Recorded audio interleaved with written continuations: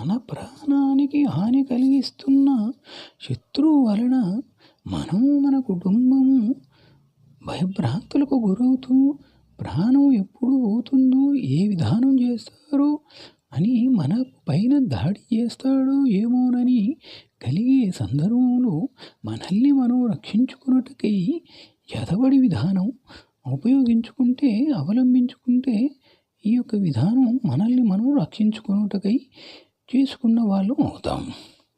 ఇది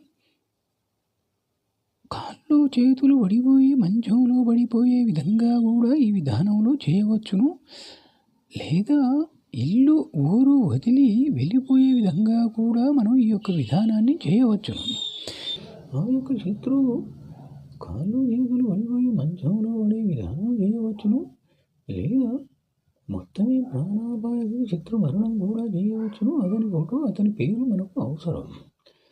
ఇది ఒక రోజులో అయ్యే పని కాదు, అనుభవజ్ఞులు మాత్రమే చేస్తారు.